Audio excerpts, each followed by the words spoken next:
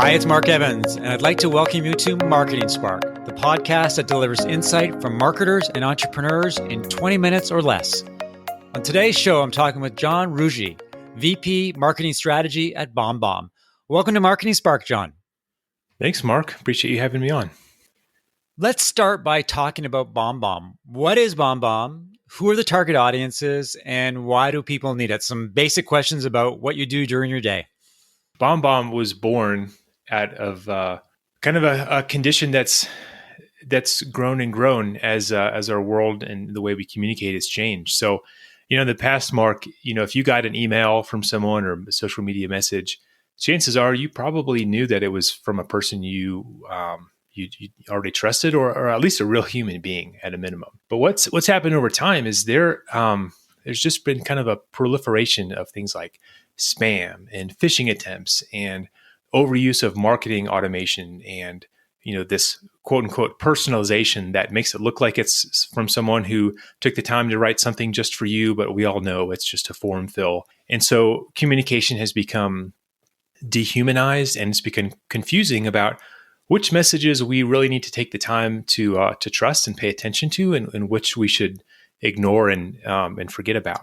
BombBomb addresses that problem because we allow people to use video messaging to send one-to-one personal messages to their customers and to the prospects and the people they're trying to build relationships with. We've been doing that for actually over a decade. We were very early in addressing that problem, but we have our customers collectively, I think they've sent over 500,000 videos right now. Our team, our team alone has sent over 500,000 videos. I don't know what our customer count is. So yeah, that's what we're doing. We're helping the world communicate better and build relationships through personal one-to-one video. Given that people aren't going to conferences and likely won't go into conferences for a long time, what's going on with video in terms of helping people connect? Because it used to be that you'd go to a meetup, or you'd fly in to visit a prospect, or you'd attend a conference, but none of that physical interactions are happening. So how do you see sort of the video landscape evolving, and how does BombBomb trying to capitalize on this trend? So there's really two things that we look at. One of them actually happened before COVID and this restriction around getting face-to-face. And that's just people understanding the power of video in general. And you could start to see that, at least I know for me personally, I've been doing Zoom meetings and conference calls for years. And there was a point where if you turn on video or you're doing a video call, that was kind of a little awkward or new or strange. And then it became not so strange, and it started to become normal. And then you'd get on a Zoom call, and if you were that guy or girl who didn't have video on, that was kind of weird, because people started to understand you can communicate so much more effectively through video than through text or audio only, because the human face and our emotions and our facial expressions, those convey so much more meaning and expression and tone than we can through other mediums. So that was a movement, again, that happened before COVID. But with COVID, people have really started to recognize just how limiting it is when you can't get face-to-face. You can't fly across the country to close a deal with someone. You can't meet at a conference. You can't just build relationships through coffee and lunch and things like that. We've gotten more comfortable with Zoom and other video conferencing tools, which is great. But the challenge is Zoom and other video, just live video, they aren't always the right path to go down. If you don't know somebody, you can't get on a Zoom call with them. You have to develop that relationship first. And then schedules are busy. Sometimes people don't always have internet connectivity. There's a number of reasons why a Zoom call maybe isn't always the right way to go. And so asynchronous video, this idea of sending videos to people instead of a meeting, or when you're trying to develop a relationship and you want to then move to a live video call, we've really started to see people recognize the need for that on their own. We still have to do some education, of course, but they get to that point where they understand why this helps so much faster than they did just 1 or 2 years ago. Any thoughts about the whole concept of Zoom fatigue? When COVID first emerged, people were super excited to get on Zoom. Any opportunity for interaction with another human being was seen as it was almost like something that they really wanted. And I've noticed recently that the number of Zoom calls has declined. And even when you get on a Zoom call, a lot of people aren't turning on their cameras anymore. What do you think's going on with Zoom these days? Yeah, it's a good question. I can only really speak from my personal experience. I think that one piece you mentioned about people turning off their video, I think what that's starting to show is just that people understand that it's not necessarily rude anymore. Like if you're working from home, you might have to address something with your kids, you might have to go get some water, whatever the case may be, and it's not seen as such a, it's not an offensive thing to do. It's just understandable that that needs to happen. What the other thing that I've seen, which might be a little bit more relevant, is that you can quickly use up a lot of your day through Zoom meeting after Zoom meeting after Zoom meeting. So what our team does, we eat our own dog food. I mentioned, we've sent, I think collectively like 500,000 videos. We do a lot of, instead of having Zoom meetings, we will just send a video to one of your coworkers. I just have a question that I need to go over. So I'll send a video out to one or two people. They can get back to me and I can look at that video and respond in my own time. I don't have to stop in the middle of what I'm doing to go do something else. I can just, schedule time to watch those videos and respond to those videos and kind of do those in batches. And so I end up a lot more productive and I end up spending a lot less time going through that communication and having those meetings. Do you see BombBomb being used as a replacement for email in many situations? It can. We don't like to say that. Well, it's not a replacement to email because a lot of what happens is we send videos through email. So Right. instead of, it's more of a replacement or a complement to text. Video sometimes is a better communication medium. Sometimes text is better. Like if you want to communicate a specific list of things and have someone recall and refer back to those things, you don't want to rely on video exclusively to do that. But when you're trying to explain something, like think about an idea you have for maybe it's a project, or maybe you're a BDR and you're trying to get the attention of a prospect and you've noticed something about their company you really want them to think about. If you try to do that with text, you can do that. The chances of that happening are lower, just because people tend to skim text, and unless you're an amazing writer, it's really hard to break through and create an emotional response with that text. And your message is more likely to be ignored or forgotten because it's harder to remember words you see written on a page. But when you put a face to it and you put a voice to it and you put emotion to it, you're able to be much more convincing and much more memorable after the fact, because people will remember your face. So it's not a replacement for email, but it's a enhanced way of communicating over email when you have to do some convincing or explain complex ideas or just add some more emotion and want to avoid your message from being misinterpreted. So you mentioned that BombBomb's been around for about 10 years, and you've been with the company for how long now? I actually just joined in January. So what is it? About 9 months or so. You spend a lot of time talking about category creation and category design. And obviously it's something that's at the core of what BombBomb is trying to do strategically these days. Maybe as a starting point, you can explain what is the difference between the two and what do they involve? Just generally speaking, whether you're talking about category design or category creation, there's the idea behind this discipline is it's a way of breaking out of a way of operating where you're competing for market share. So most companies are in a situation where they're in a specific category. Typically, that's a category that customers and buyers know about. And they're trying to convince those customers why they're a better solution than others players in that category. There's nothing wrong with that approach. It's a legitimate marketing approach. And for most businesses, that's because of what they're building and the product they've delivered, that's the most appropriate way for them to go. There's another path though, and it involves taking both your product and the story you tell about your company, and you're looking at solving not a problem in a better way than your competitors, but you're looking at solving a new problem or solving a problem in a much different way that kind of sets you outside of that head-to-head competition and puts you in a place where you're owning and creating a market that you can kind of create and define for yourselves and determine the terms of competition. You asked about the difference between the two terms. Exactly. It's a little bit pedantic to go too far into it, but here's the way I like to think about it. Others might disagree. I think when I think of category creation, I think people tend to think of like a category created in like G2 or Gartner or that kind of official capital C category mindset. Right. And that can happen. That's not really what this process is about though. And that's why I like the term category design. Category design is more about creating a lens for your product roadmap and your messaging that sets you apart from competitors and puts you in a different category. And I'm going to put that in air quotes, even though we're just on audio, a different category where you're solving something in a different way. Any comparisons between competitors are more like apples and oranges rather than apples to apples. And if that whole narrative and that whole product ends up being an official category consumer, that's great. But if that doesn't happen, that's not really what we're talking about. So that's why I prefer that term design, because it speaks to kind of a continual process of setting yourself apart and creating a new space that you can own for yourself.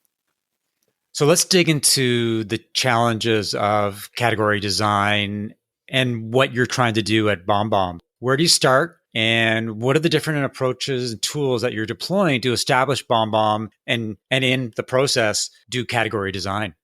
I know this is a 20-minute podcast, so I'm going to try to give you a very brief answer. Okay. I'm going to if it's okay with you, I'm going to plug something that I'm working on. I'm actually working on this with G2. We're going to publish it this fall. It's called The Newcomer's Guide to Category Design, and it's designed to answer this question exactly. Like if you're at point zero, you don't know what it is, you don't know how to get started. It's a guide that kind of walks you through that whole process and gives you more of a tactical plan for going through this.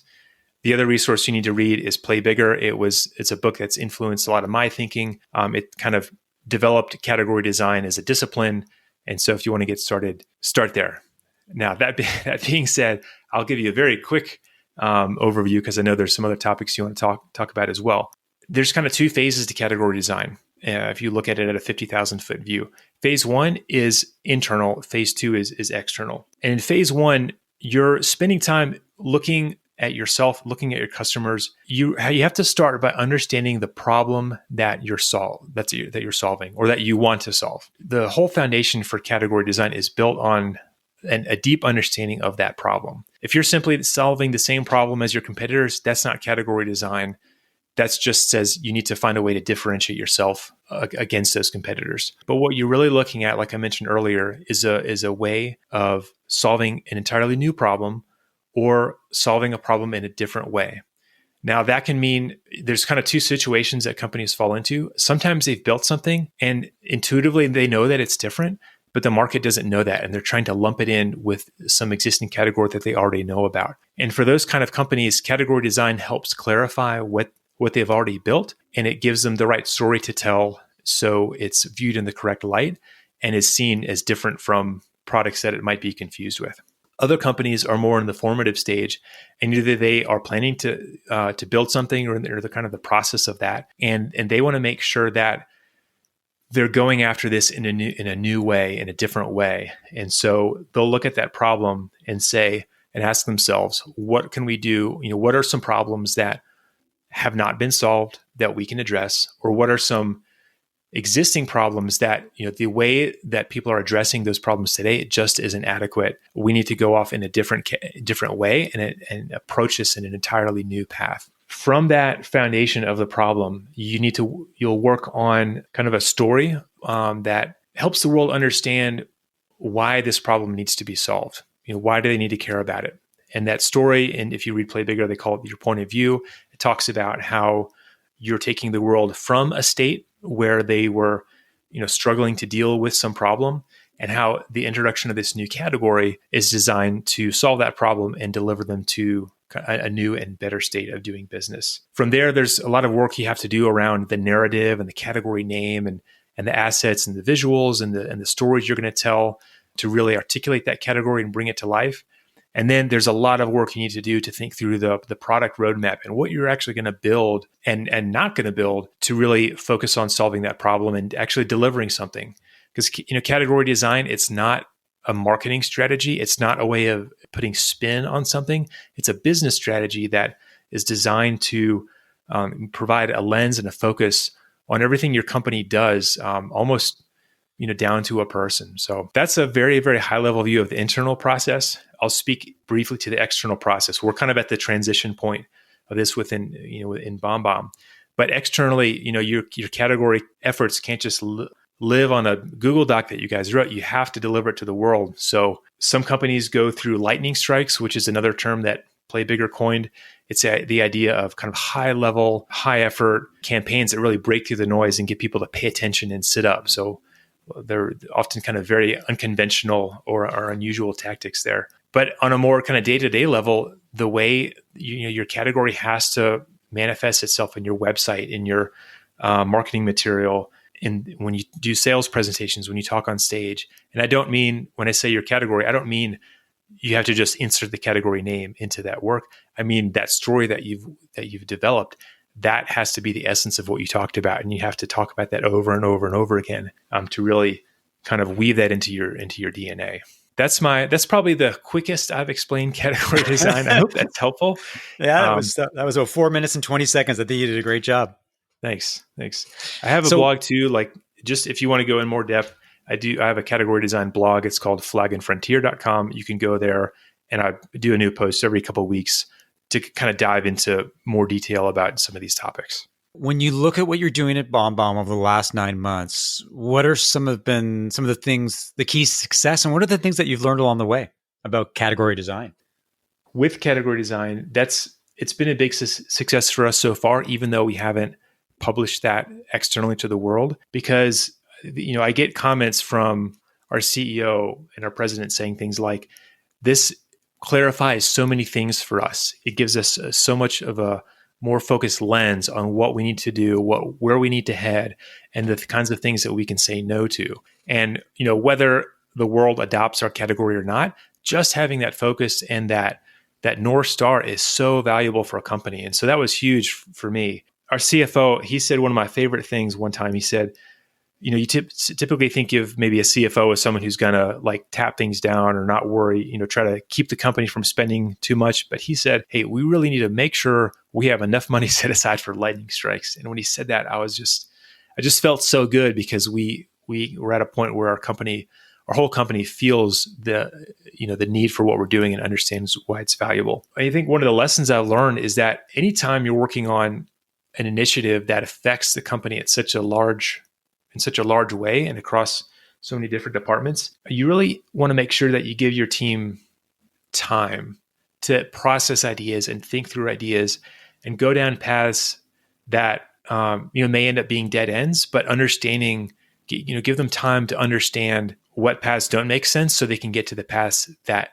do make sense. If you rush through this and try to do it in like a one-day workshop or even over a few weeks, you're going to not give yourself the thoughtfulness and the clarity you need to really have confidence to pursue this in a very directive fashion. And so that would be a lesson. Is just give people time. It's going to take longer than you think, especially if your company is larger and has more moving pieces. Yeah, just give yourself the time to work through that and don't rush it, because it's going to have ramifications for years down the road. Now, when I look at the ways that you are going to start to articulate this new category design exercise, one of the things you've talked about on LinkedIn is the whole process of going through a website redesign or a website rebuild. And I know from personal experience that this can be a treacherous and time-consuming and expensive process. Maybe you can spend a little bit of time talking about why BombBomb decided to overhaul its website, how the project unfolded, and some of the pitfalls and some of the good things that you learned along the way. We decided to revamp our website for one very specific reason. In the past, we were very focused on what we refer to as very small businesses. So these are like individual buyers or someone who might buy just a few seats. That was appropriate for the foundations of our business and as we were growing. But as we matured and as we looked at our future growth, we knew that we needed to shift towards SMB, mid-market enterprise. When we looked at our website, we realized that it was very transactional focused. So it was, it steered people towards the free trial. It steered towards like very, tactical things that you would benefit from, which is very appropriate for that audience. And the website actually converted very well from a free trial perspective. But when we looked at, say, like a mid-market buyer, someone with, maybe 1,000 employees, they're not starting with a free trial. I mean, they might, but what we really want to talk to is like a sales director or VP of sales or someone who runs a team of people. And we wanted to speak to some of the problems they were facing and speak to some of the needs that they have that smaller businesses don't. To be very specific, with what we're doing with video, email, video messaging, this is a new way of communicating for most people. And the main driver of success is how much guidance and coaching you receive as a team on how to use this medium. It's not just about the software. And that's something we've really invested in, but we weren't highlighting that on our website. But we win deals against competitors because of that guidance. And so we really needed to highlight that attribute of our company and just speak to that, in their language in a much more direct fashion. So that was the big driver for the project. What are some of the pitfalls that you've had to overcome? Probably those, like any business, like we have, so many resources, and we had a certain amount of time that we wanted to get this done in. And so we had to make choices. One of the sacrifices we had to make was how much testing we did ahead of time. In an ideal world, you'd split test versions of your homepage or versions of the site, or you do extensive user testing to really understand what people were reacting to. That was an area where we had to cut back a little bit. We did some user testing before we launched, but we didn't go through the depth that we wanted to. But I'm saying that we felt good about it because we were very, very thorough in terms of getting clarity on what each page needed to accomplish, what it needed to speak to, and what the key points and outcomes of that page were.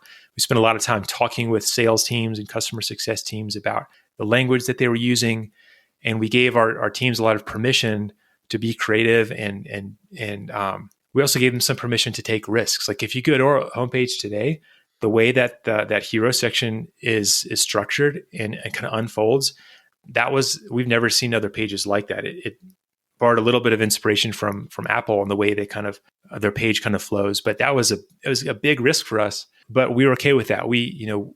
Our team, our CMO and our executives gave us permission to take that risk. The site's actually performing very, very well. It's outperforming our old site on pretty much every metric. So we're really happy with the outcome. But yeah, sometimes when you've got limited bandwidth and limited time, you just have to make those decisions on what you're going to sacrifice. And that was the thing that we chose to cut back on. And fortunately, the outcome was really strong despite that. I'm interested in checking out your website when we get off this podcast. Thanks, John, for your insight into category design, and for anybody who's attempting or in the process of redesigning their websites. That's some great advice. And I want to thank everybody for listening to another episode of Marketing Spark. If you enjoyed the conversation, leave a review and subscribe via iTunes or your favorite podcast app. If you like what you heard, please rate it. For show notes on today's conversation and information about John, his blog, and BombBomb, visit marketingspark.co/blog.